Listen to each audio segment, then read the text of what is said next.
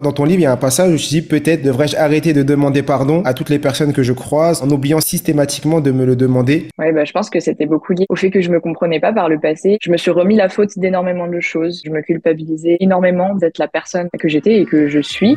Je m'appelle Mohamed Bouclé, je suis vice-champion du monde de lecture rapide et auteur du best-seller Connaissance illimitée. Dans le podcast Connaissance illimitée, je reçois des invités au parcours extraordinaire pour nous montrer que la réussite est à portée de tous. Paix sur vous, bienvenue dans le podcast Connaissance illimitée et aujourd'hui j'ai l'honneur d'accueillir Pauline Pilissari qui est hypersensible, étudiante en édition et surtout autrice. Elle a 22 ans, elle a déjà écrit 4 livres à 22 ans et elle est encore étudiante. Donc c'est juste extraordinaire. On a la chance de l'avoir ici chez Connaissance illimitée et on va découvrir son parcours. Comment tu vas, Pauline? Tout va bien, merci. Et toi, Mohamed? Très bien, merci, merci. Alors moi je t'ai présenté avec mes mots, je vais te laisser te présenter et après on va rentrer dans le vif du sujet. Oui, alors du coup, je m'appelle Pauline, je suis donc étudiante en master édition. Donc là, c'est ma dernière année d'études actuellement. Et en parallèle de ça, donc je suis autrice. Donc c'est mon quatrième livre qui est sorti il y a quelques semaines. J'ai sorti un roman et 3 recueils de poèmes. Et voilà, je suis plutôt dans la poésie maintenant. Wow. Et à 22 ans, tu as déjà écrit 4 livres. Alors, un roman et 3 recueils de poèmes. Comment tu t'es mis à l'écriture de livres et surtout de poèmes? Parce que... L'écriture de façon générale, j'ai commencé vraiment quand j'avais 13 ans, mais j'écrivais pas du tout de poésie à ce moment-là. J'écrivais de la fanfiction sur une série télévisée que j'aimais beaucoup et que je partageais sur un blog en ligne. Donc, je pense que c'était vraiment parce que j'avais besoin de faire communauté avec des gens. Déjà à cette époque-là, trouver un endroit où je me sentirais moi, où je me sentirais à ma place. Puis ça a poursuivi dans cette direction au lycée, où là, je me suis mise à écrire des phrases, des petits textes qui aujourd'hui pourraient s'apparenter à la poésie contemporaine que je fais, mais qui n'avait D'accord. pas du tout ce nom-là encore à l'époque, parce que c'est un terme qui est quand même hyper récent. Et puis, j'ai écrit mon premier roman après le bac, donc quand j'étais à la fac, j'avais 16 ans. Donc c'était il y a 6 ans maintenant, 5 ans, bon, quelque chose comme ça. Ouais. Et, 10 ans. ouais, presque. Et du coup, voilà. Et après, je me suis mise à la poésie peu à peu. Après avoir ouvert mon compte Instagram, il y a 5 ans et demi à peu près, j'ai commencé à partager, voilà, ces phrases et ces textes que j'écrivais déjà. Ça a pris de plus en plus d'ampleur. J'ai sorti mon premier roman en auto-édition toute seule. Ensuite, j'ai sorti un premier recueil de poèmes toute seule aussi en auto-édition 2 mois après. Et puis après, les prochains livres se sont faits. Wow. Et d'après ce que j'ai compris, même en auto-édition, ça avait très bien fonctionné. Ouais, alors le roman non pas forcément, enfin il se vend couchi-coussa, mais le premier recueil de poèmes, ouais, il se vend encore très bien aujourd'hui. Il aura bientôt 3 ans en janvier et c'est mon livre qui marche le mieux encore aujourd'hui à l'heure actuelle. T'as vendu combien d'exemplaires si tu sais à peu près? Là, je suis à plus de 8000 exemplaires pour ce Bon, c'est un premier best-seller. recueil. Je sais pas, mais c'est génial, donc je D'accord. suis très contente. Ok. Wow. Et qu'est-ce qui fait que t'es passé donc à l'écriture de poèmes? Parce que c'est assez particulier. C'est pas forcément les gens quand ils veulent écrire un livre, ils vont soit raconter, faire un roman, raconter une histoire, raconter leur histoire, ou ils ont une expertise, ils vont vouloir la développer. Mais toi, tu t'es mis ce format-là. Qu'est-ce qui t'a poussé à te mettre dans ce format-là? Il n'y a pas un moment où je me suis dit j'ai envie d'écrire de la poésie. Parce que déjà, la poésie, c'était pas un genre que je lisais avant d'en écrire. J'ai jamais été spécialement attirée par la poésie qu'on étudiait à l'école ou ce genre de choses. Ça me passait assez au-dessus. Et même la poésie hyper contemporaine comme celle que j'écris, je me suis mise à la lire seulement après avoir sorti mon premier recueil. Donc j'en lisais pas du tout avant d'en écrire. Je pense que c'est simplement l'évolution de ma plume, la façon dont j'écrivais qui a évolué assez naturellement, peut-être en voyant ce qui se faisait un petit peu sur les réseaux sociaux aussi. Et je me suis simplement laissée porter. Et puis, je me suis mise à écrire sous ce format-là, à écrire ce que je ressentais, surtout. Il n'y avait pas, comme tu disais, voilà, de domaine d'expertise que j'avais envie d'élaborer ou, voilà, c'était simplement ce que je ressentais à ce moment-là. Et puis, ça a pris cette forme-là sans que ce soit vraiment trop réfléchi, initialement. D'accord. Et aujourd'hui, tu as écrit donc ton dernier livre qui s'appelle Ma maison en fleurs. Euh, Est-ce que tu peux nous retracer l'histoire de ce livre? Alors, l'histoire de ce livre, c'est compliqué. En fait, j'avais été démarchée par une éditrice, donc qui est mon éditrice aujourd'hui, qui est aussi la tienne. On dit coucou à Sophie. Donc, il y a un an, aujourd'hui, très exactement, ça fait un an qu'elle m'a démarché. J'ai D'accord. reçu un petit mail, on s'est rencontrés 2 jours plus tard. Elle m'a dit, voilà, qu'elle avait envie qu'on travaille ensemble. Elle m'a expliqué un petit peu pourquoi elle me démarchait, pourquoi est-ce qu'elle aimerait qu'on travaille ensemble. J'avais un livre qui était déjà écrit, c'était pas celui-ci, qui devait paraître dans mon ancienne maison d'édition en janvier 2023 initialement. Moi, j'avais pris la décision de quitter cette maison d'édition pour plein de raisons. Et du coup, au début, la question s'est posée de reprendre ce livre-là. D'accord. Ça a été plus compliqué que prévu. J'ai mis beaucoup plus longtemps à réussir à le récupérer. Et du coup, on s'est dit, bon, bah, on va signer un autre livre parce qu'on avait très envie de travailler ensemble et que moi, j'avais beaucoup de choses à dire cette année. D'accord. C'était une année qui était compliquée, donc j'avais besoin d'écrire. Même si au début, je pensais pas et que je m'étais dit que je voulais plus écrire, bah, en fait, j'en avais besoin. Et du coup, j'ai écrit. Ça a donné ce livre-là qu'on a signé. Et c'est un livre qui m'a beaucoup, beaucoup porté cette année, qui a été très, très, très important et qui retrace bah, vraiment toute cette année 2023, tout ce parcours-là, tout ce que j'ai pu ressentir, vivre et surtout mon chemin un petit peu vers le mieux pour apprendre à guérir. Alors, pourquoi tu dis ton chemin vers le mieux pour apprendre à guérir l'écriture de ce livre, ça a un peu été une thérapie pour toi? Ah oui, oui, carrément. Moi, je pense que tous mes livres ont été une thérapie, ça c'est certain. Et oui, ce livre, bah, j'allais pas très bien cette année, c'était compliqué. Et déjà, ce livre m'a donné un but, quelque chose auquel me raccrocher.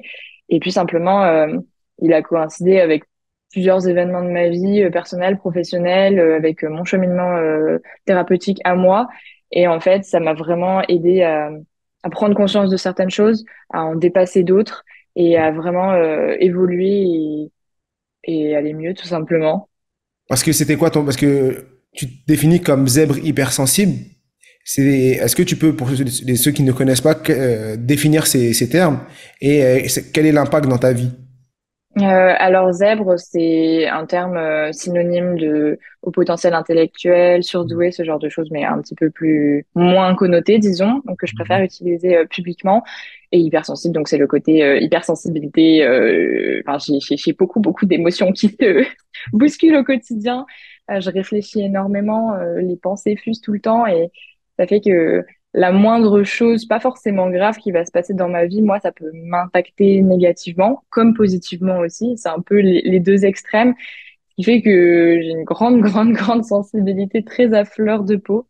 Je D'accord. pense que ça se retrouve beaucoup aussi dans mes poèmes et dans mes écrits. C'est quelque chose dont je ne me cache pas non plus parce que c'est quelque chose que j'ai eu moi-même beaucoup de mal à comprendre pendant des années, que j'ai compris super tard. Et, hum, et du coup, j'aurais beaucoup aimé plus jeune avoir des lectures comme ça ou des gens qui en parlaient assez ouvertement pour pouvoir me dire que j'étais pas toute seule à ressentir tout ça, que j'étais pas bizarre. Bien sûr. Et du coup, c'est pour ça que moi j'en parle hyper librement, que ce soit sur les réseaux ou que ce soit dans mes livres, simplement parce que bah, je reçois plein de messages de gens qui me disent qu'ils se reconnaissent dans ce que j'écris, qui me reconnaissent dans ce qu'ils lisent, dans ce que j'évoque.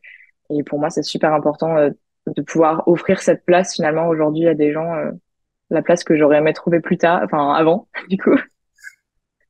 Effectivement. Et, euh, euh, et donc aujourd'hui, cette hypersensibilité, ça, dans ta vie d'étudiante ou dans ta vie de tous les jours, ça a un impact vraiment, ça a un impact important, ça te freine, ça t'empêche de faire des choses ou t'as réussi à vivre avec. Aujourd'hui, je pense que j'ai réussi à dépasser ce côté de ne pas me comprendre et que ce soit vraiment un gros blocage où il y avait vraiment une haine de moi quand même, qui était cette incompréhension que je ressentais vis-à-vis de moi-même, que j'avais l'impression que parfois le monde me faisait sentir. Mais je pense que le plus gros problème, c'était moi-même vis-à-vis de moi-même. Et Ouais. du coup, aujourd'hui, où j'apprends vraiment à beaucoup mieux me connaître et où je travaille sur moi depuis déjà 4 ans, aujourd'hui, je pense que c'est quelque chose que j'ai quand même réussi à dépasser sur le côté mal-être vraiment d'être qui je suis. En tout cas, c'est en très bonne voie, je dirais. Après, voilà, je reste quelqu'un d'hyper angoissé tout le temps, d'anxieuse et du coup, je stresse tout le temps pour tout et pour rien. Donc, évidemment que ça va impacter dans ma vie étudiante. J'aime pas les oraux. C'est difficile pour moi de prendre la parole à l'oral. Donc, évidemment, ça va me stresser. Mais je pense avoir dépassé la période où vraiment c'était ingérable parce que moi-même je me comprenais pas. Donc voilà. D'accord. Parce qu'en plus, dans ton livre, il y a un passage où je dis peut-être devrais-je arrêter de demander pardon à toutes les personnes que je croise en oubliant systématiquement de me le demander à moi-même, mon pardon, est peut-être le seul que je devrais réellement quémander. Est-ce que tu peux nous parler de cette notion du pardon et ce pardon que tu dois te demander à toi-même? Ouais, bah, je pense que c'était beaucoup lié. au fait que je me comprenais pas par le passé et que je me suis remis la faute d'énormément de choses. Tout ce que je ressentais, pour moi, c'était ma faute. Je me culpabilisais énormément d'être la personne que j'étais et que je suis. Encore aujourd'hui, ça arrive. Je vais tout le temps m'excuser d'agir comme j'agis ou simplement parfois d'être ou de penser tout simplement ce que je peux penser. Et ça fait que je m'auto-sabote beaucoup, je pense, de façon D'accord. générale. Et ça a été ouais, cette réalisation cette année de me dire, en fait, il y a un moment où il faut que j'avance, que j'accepte que j'ai le droit d'avancer, que j'ai le droit d'aller bien, que j'ai le droit de guérir, et que les choses qui ont pu se passer dans ma vie n'étaient pas toutes forcément de mon ressort. Et quand bien même elles l'étaient, j'ai pas à me culpabiliser de ça, j'ai pas à me culpabiliser d'être qui je suis. Je pense que je me suis fait beaucoup de mal toute seule, à ruminer. Est-ce que tu as un exemple de moment où tu as culpabilisé d'être qui tu es à un moment précis ou un acte ou quelque chose pour que qui a fait que tu as culpabilisé? Exemple, moi je sais, dans mon cas de figure, le fait d'avoir, quand on devait mettre en SECPA et le fait d'avoir redoublé à plusieurs reprises, j'ai culpabilisé en me disant que c'était de ma faute, que le problème venait de moi. Et pendant longtemps, j'ai cru que j'étais bête. Et donc c'est ça, ça a été aussi après, plus tard, un moteur. Mais des fois, est-ce que toi, tu as un moment comme ça, tu dis, ah là, j'ai culpabilisé d'avoir fait, dit ou été, alors que cette personne ou fait cette chose, alors que j'aurais pas dû. Bah, je vais avoir un événement précis cette année, mais qui est lié au professionnel, donc c'est Mm. peut-être pas forcément le meilleur exemple. Mais c'est vrai que dans la vie quotidienne, je dirais pas que j'ai un moment précis, c'est plutôt un état de pensée très global, D'accord. de, de tout le temps m'excuser, de tout le temps me dire bah, là je suis trop, ou là je suis pas assez, mais souvent je suis trop, j'ai trop d'émotions. Mes parents me disent, je sais pas, que je pleure trop. Mes frères et sœurs vont me dire que je parle trop, ou alors au contraire, on va me dire que je ne parle pas assez. Et je vais me culpabiliser tout le temps de me dire, mais là, il faut que tu parles, mais là, c'est ta faute. Si là, vous vous êtes disputé, c'est parce que t'as pas dit ça, parce que t'as dit ça, au contraire. Enfin, ça va être, Mm. c'est plus un état global qu'un moment très précis, je dirais. D'accord.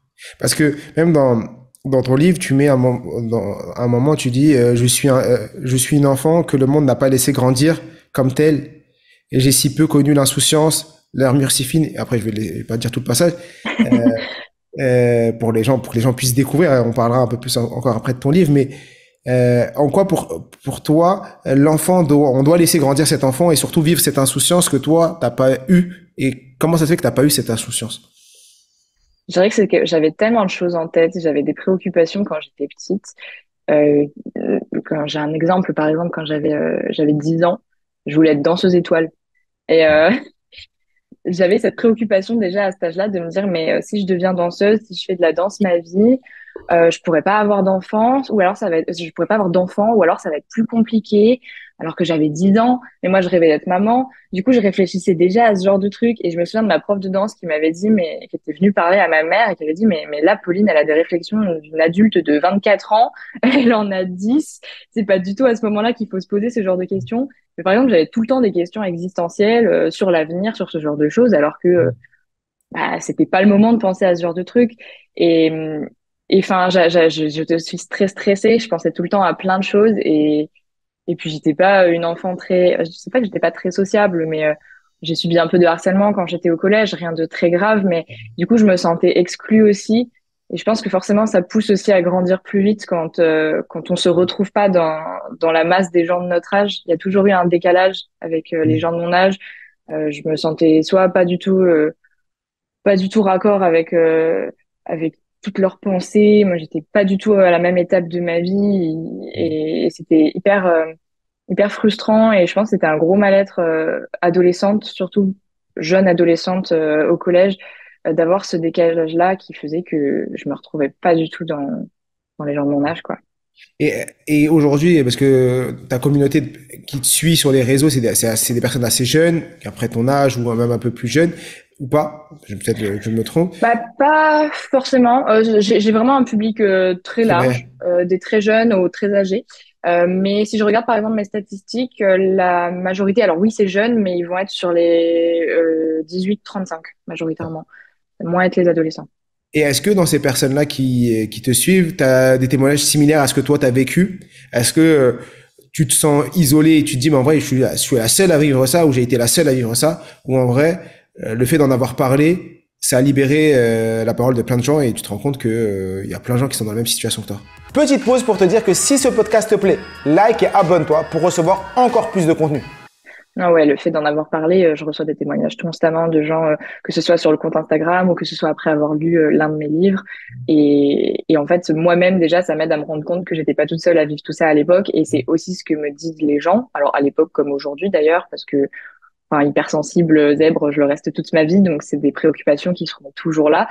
Et non, non, ouais, j'ai pu faire communauté de cette façon-là, là où avant d'écrire mes livres, avant de les partager, avant d'ouvrir mon compte Instagram, je sentais vraiment un fossé entre le monde et moi, parce que dans mon quotidien, j'avais des gens, j'avais des proches, j'avais des amis très proches qui n'étaient pas comme moi, et ça posait pas forcément problème, mais vu que je connaissais personne d'autre, je me sentais quand même très seule et j'avais l'impression que du coup c'était moi le problème ou que j'étais un problème et que j'avais ce truc, cette différence, c'était insurmontable à mes yeux. Et puis en fait, en écrivant et en partageant avec les gens, je me rends compte que bah, je ne suis pas toute seule, que je suis pas la seule à avoir vécu des choses comme ça, que je suis pas la seule à ressentir tout ce que je ressens. Et c'est un gros, gros soulagement, ouais. Qu'est-ce que tu dirais à une personne qui pense que c'est lui le problème? Bah, déjà que ça ne l'est pas, que si problème il y a, c'est certainement déjà la société, c'est le monde qui est pas forcément adapté à eux et pas l'inverse. Et ça, j'en parle plutôt dans mon livre d'avant où je dis que voilà, c'est moi ce que j'aimerais dire à la petite fille que j'étais, c'est que c'était pas moi le problème, c'était pas moi qui étais inadaptée au monde, mais c'est le monde qui est pas encore adapté aux personnes comme moi, aux personnes hypersensibles ou à toutes les personnes à un profil neuroatypique ou une personne différente quelle qu'elle soit, et de pas se culpabiliser que c'est pas sa faute et qu'il est tout à fait normal dans sa différence, mais qu'il est pas tout seul. Et aujourd'hui, tu penses qu'il faudrait qu'on en parle plus, qu'on mette plus ça en avant, que ce soit à l'école ou ailleurs? Qu'est-ce que tu t'aurais aimé voir dans la société et qui aurait pu t'aider à changer ou à évoluer ou à mieux vivre ce que tu as vécu? Bah, déjà, je pense qu'aujourd'hui, dans la société, on en parle plus que, en tout cas, moi, quand j'étais petite, ou toi, quand tu étais enfant, ou les générations encore avant. On en parle plus, que ce soit sur les réseaux sociaux, que ce soit à la télé, même à l'école, je pense qu'on en parle plus. Il y a plus d'adaptation. J'ai fait une partie de mes études dans l'enseignement et il y a des adaptations de façon théorique. On nous l'enseigne. Après, en pratique, c'est beaucoup plus compliqué à mettre en œuvre. Mais c'est vrai, voilà, moi, quand j'étais petite, j'aurais aimé qu'il y ait plus de sources d'informations, comment dire, pertinentes. C'est-à-dire que moi, j'ai découvert mon haut potentiel, j'avais 19 ans. Donc, c'est très tard pour découvrir ce genre de choses. Et pourtant, il y en a qui le découvrent à 50, 60 ans. Alors, on pense à eux, mais ça reste assez tard. Le mieux, c'est de le découvrir dans l'enfance, quand en tout cas, ça pose problème, pose question et qu'on sent que ça pourrait faire du bien à l'enfant. Moi, ça n'avait pas été fait parce que c'était pas forcément encore systématique de faire passer des tests de QI à des enfants. Puis, j'avais de très bonnes notes à l'école. Donc, j'étais pas une élève qui posait problème. Ce qui fait D'accord. que je pense que ça passait beaucoup plus inaperçu qu'un enfant qui aurait été en décrochage ou ce genre de choses, comme ça peut être le cas. Et les seules représentations qu'on pouvait avoir de cette particularité, en tout cas du haut potentiel des enfants surdoués, que moi j'ai pu voir à la télé, en tout cas quand j'étais enfant, c'était ce côté enfant hyper intelligent, hyper calé dans un domaine. Enfin, c'était très stéréotypé. Ces reportages aujourd'hui, quand on tombe dessus, c'est lourd. Et en fait, il y avait aucune représentation d'un enfant lambda qui n'a pas forcément de problème à l'école ou qui va avoir des difficultés comme tout le monde. Moi, je n'étais pas forcément bonne en sciences au lycée. J'ai pas validé mon lycée mention très bien ou ce genre de trucs. Enfin, j'étais une enfant lambda. J'avais des bonnes notes, je posais pas de soucis, oui. Mais du coup, en fait, toute cette part-là des personnalités plus qui se fondent dans la masse, on n'avait pas de représentation. Et en fait, moi, tout ce qui se passait où je me sentais différente, c'était dans ma tête. Factuellement, ça se voyait pas. Et du coup, le fait que ce soit dans ma tête et qu'il n'y ait pas de représentation de tout ça, que ce soit à la télé, sur les réseaux sociaux, on n'en parlait pas encore. Bon, il n'y avait pas les réseaux sociaux comme aujourd'hui non plus. Que ce soit pas démocratisé d'aller voir un psychologue quand on n'est pas malade ou quand on n'a pas ce genre de choses. Et ben, en fait, ça fait que ça t'alimente le truc dans ta tête de, ben, en fait, c'est dans ma tête. C'est uniquement dans ma tête. C'est moi le problème. C'est moi qui ai un souci. Mais en fait, il y a rien. Enfin, et tu vois, t'alimentes ce truc de dire que c'est ta faute, que c'est toi le problème, alors que factuellement, pas du tout. Et aujourd'hui, le fait de libérer la parole, d'en parler beaucoup plus librement sur les réseaux sociaux, qu'il y ait des reportages de plus en plus élaborés et juste qui sortent là-dessus, qui montrent les différents profils. Il y a beaucoup de livres aussi qui sortent là-dessus. Et ben, en fait, ça légitime toutes les personnes qui ont ressenti ce que moi j'ai pu ressentir, la façon dont moi j'ai pu vivre tout ça plus jeune et puis en grandissant. Et aujourd'hui, aujourd'hui on en parle plus, mais je pense que c'est important de continuer dans ce sens-là et que c'est pas acquis du tout, et qu'il faut continuer, que ce soit à l'école et partout. Wow. Bah oui, je pense qu'il y a plein de personnes qui ont besoin, euh, qui ont besoin de paroles comme ça parce qu'ils ne s'en rendent même pas compte. Ils se rendent même pas compte qu'ils sont différents et qu'ils ont besoin, euh, que leur différence, en fait, c'est une force. Et C'est ça. qu'aujourd'hui, est-ce que pour toi, ta différence, c'est une force?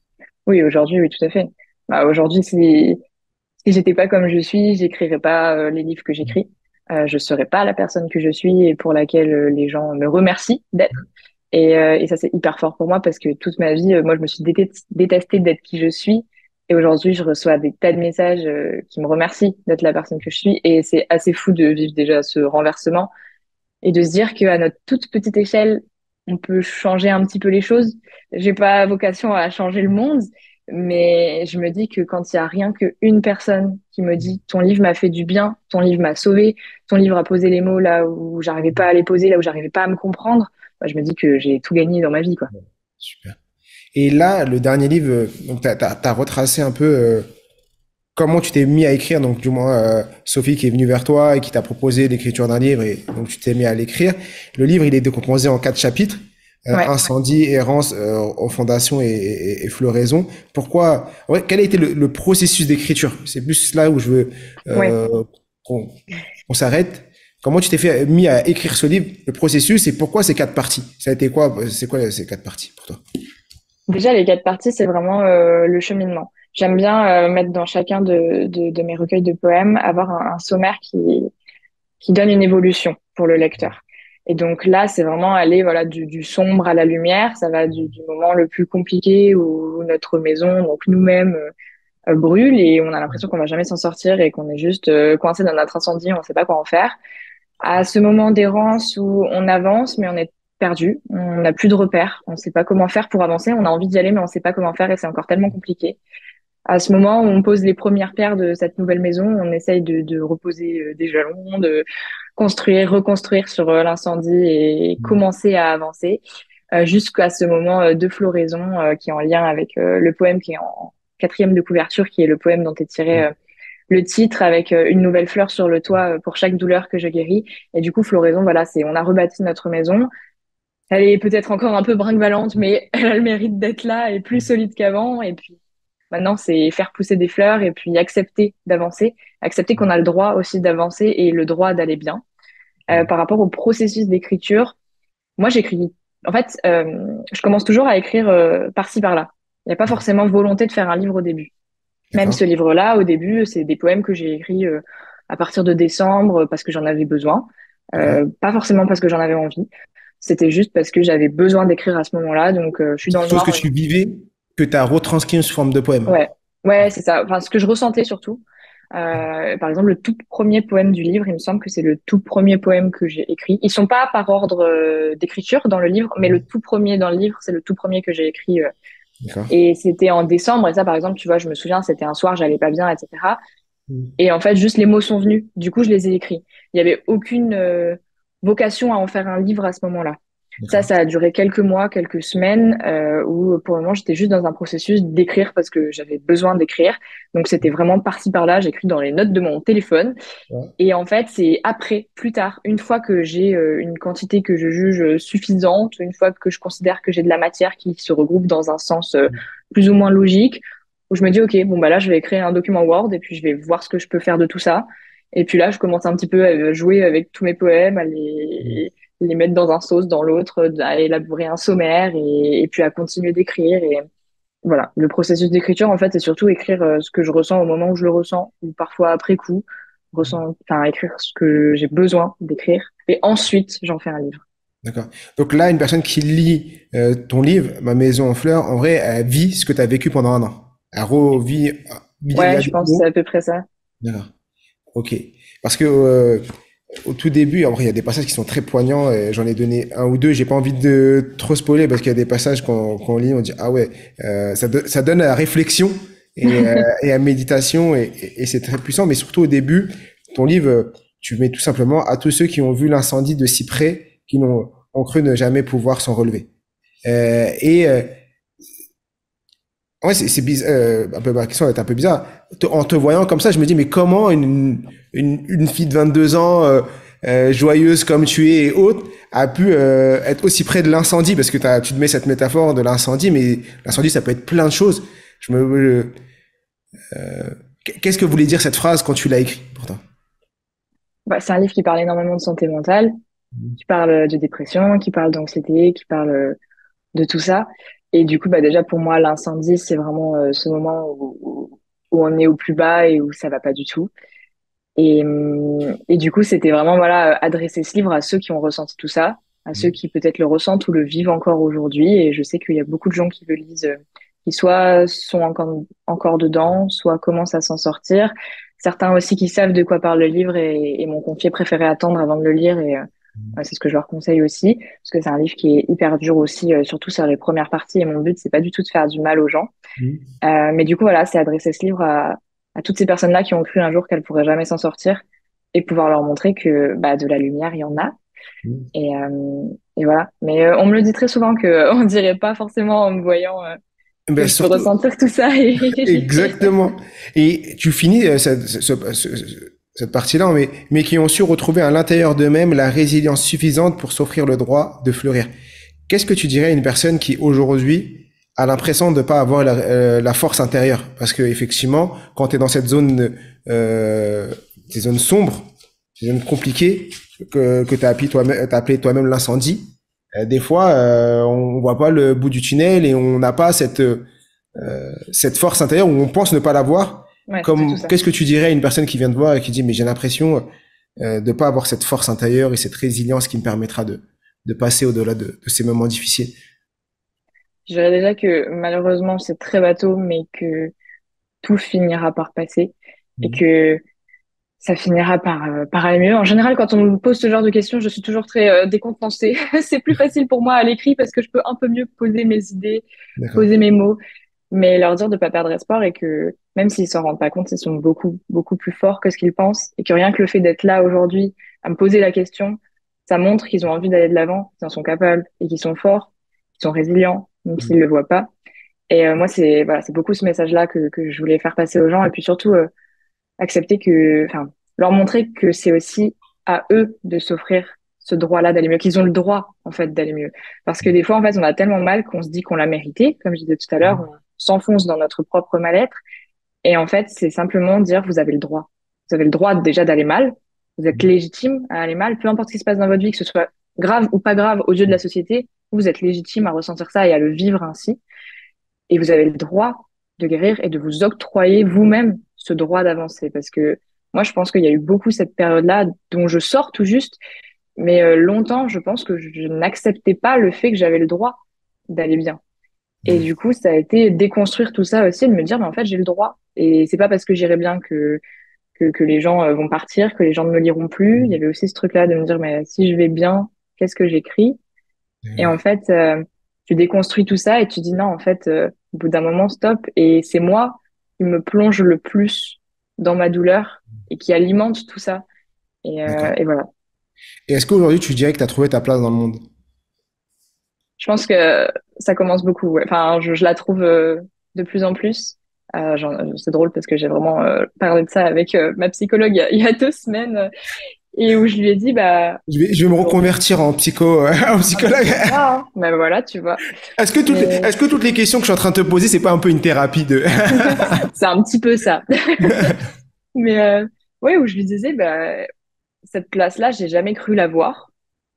J'ai cru que je trouverais jamais ma place dans ce monde parce que ça me semblait tellement impossible. Je pensais que ma place était nulle part. Et en fait, non, aujourd'hui, je réalise que ma place, je la trouve et que chaque jour me prouve que ma place est là, qu'elle est dans l'écriture, qu'elle est dans le partage auprès des gens, qu'elle est dans les messages que je reçois. Et ça, c'est fou parce que, comme je disais tout à l'heure, moi, j'ai passé ma vie à détester la personne que je suis et à m'en vouloir d'être moi. Et aujourd'hui, les gens me remercient d'être moi et d'écrire ce que j'écris. Et c'est fou. Et même moi, je Mais ne réalise pas. c'est surtout fou de se dire qu'à 22 ans, parce qu'à 22 ans, on est encore très jeune et surtout qu'on est ado et autres, parce que tu as vécu ça surtout pendant l'adolescence et toutes ces phases-là, de se vouloir, s'en vouloir d'être qui on est alors que c'est le moment de la vie où on doit le plus, entre guillemets, kiffer, prendre du plaisir, sortir, être avec ses amis, être dans l'insouciance, parce que avant d'arriver dans la, entre guillemets, la vraie vie, comme je dirais, après, il n'y a pas d'âge. Mais c'est incroyable de se dire qu'on peut vivre ça, et surtout, le fait que tu en parles, parce que si toi tu le vis, il y a des centaines et des milliers de personnes qui le vivent et qui ont dû le vivre, et qui, ont dû passer sur cette phase de cette incompréhension, de se dire mais en vrai je suis pas normal, je suis bizarre, et j'ose pas en parler. Et donc le fait d'en parler aujourd'hui, ça permet à des personnes de prendre conscience que ils peuvent, c'est normal, ça arrive, et ils peuvent s'en sortir. Je pense qu'on a encore tellement tendance, je pense que c'est la société, hein, mais à justement se dire, voilà, les adolescents, ils ont rien vécu, donc c'est rien du tout, c'est qu'une passe, ça va passer, ils vont mal, mais c'est rien. Alors qu'en fait, il y a des tas et des tas et des tas d'enfants, d'adolescents, de jeunes adultes qui sont au bord du gouffre et qui ne vont pas bien et qui n'en parlent pas. Alors, il y a plein de raisons au fait de ne pas parler et chacun a les siennes. Mais peut-être qu'on ne parle pas parce que déjà, on a l'impression qu'on ne sera pas écouté en face et que justement, on va venir illégitimer tout ce qu'on ressent parce qu'on est jeune et parce que c'est le moment où on devrait kiffer alors que bah, nous, on est juste au fond du trou. Et en fait, bon, c'est plus compliqué que ça. Et ouais, non, du coup, c'est pour ça aussi que je suis contente que mes livres atterrissent dans les mains de jeunes adultes, d'adolescents aussi, et parce que leurs retours sont peut-être les plus touchants aussi. Super. On arrive sur la fin de cet échange qui était très poignant et très très intéressant. Est-ce qu'il y a un sujet que tu aurais aimé aborder, dire ou partager qu'on n'a pas encore eu l'occasion d'aborder ou pas? Donc, je pense qu'on a balayé le gros de ce qui pourrait me venir là tout de suite. Ok. Et il y a une question que je pose toujours à mes invités dans cette émission. Ce qui est fou, c'est que cette question, je la pose et toi, tu y as répondu dans le livre. Ah. Je pose toujours cette question à la fin, et tu as une page entière sur ce sujet-là. C'est la question, c'est si tu pouvais t'adresser à l'enfant que tu étais. Si tu pouvais t'adresser, souvent j'ai des personnes qui ont plus de 30 ans, donc qui ont 30, 40, 50, et je leur dis si tu pouvais t'adresser à l'ado. Alors si je te dis ça, toi, l'ado, c'était il y a 3 ans, il y a 4 ans. C'est clair. Donc, on va dire à l'enfant que tu étais. On en a parlé un peu tout à l'heure aussi, mais si tu pouvais t'adresser à l'enfant que tu étais, et si tu avais un conseil à lui donner, quelque chose à lui dire, qu'est-ce que tu lui dirais? Je dirais que déjà tout va bien, que tout va bien, que c'est pas sa faute, qu'elle n'est pas étrange et que tout ce qu'elle ressent en elle, c'est tellement beau et qu'un jour, cette différence-là lui permettra de faire bah, de belles choses, de grandes choses, même si elle s'en rend pas compte aujourd'hui. Et, euh, et je lui dirais de continuer d'y croire et de se rappeler qu'elle a sa place. Yes. Et dans le livre, tu dis, tu es une belle personne, tu mérites que l'on t'aime pour ce que tu es. Ne pense jamais que tu as besoin de changer. Ne t'en veux pas d'être qui tu es. Tu es assez, tu es légitime, tu as de la valeur, ta voix compte, ta sensibilité est merveilleuse, tu n'es pas un monstre. Tu es tellement de force et de résilience en toi. Non, plutôt, tu as tellement de force et de résilience en toi. Un jour, tu feras de belles choses. Je suis fier de toi. Je t'aime. C'est juste incroyable, et on finira sur ces belles paroles et ce passage que tu as donné dans le livre. Bien sûr, je vous invite tous à vous procurer son livre Ma maison en fleurs, qui est aux éditions Robert Laffont. Vous trouverez ce livre dans toutes les librairies de France, et en ligne également à Fnac, Amazon et tout le reste. Donc je vous invite vraiment à vous le procurer. On mettra les réseaux de Pauline sous la vidéo, et également un peu partout, pour que vous puissiez aller lui écrire, lui donner de la force, et bien sûr soutenir son travail. Encore merci d'avoir accepté cette invitation et de nous avoir partagé ton hypersensibilité et ton parcours juste extraordinaire. Encore Merci à toi de m'avoir reçu. Merci.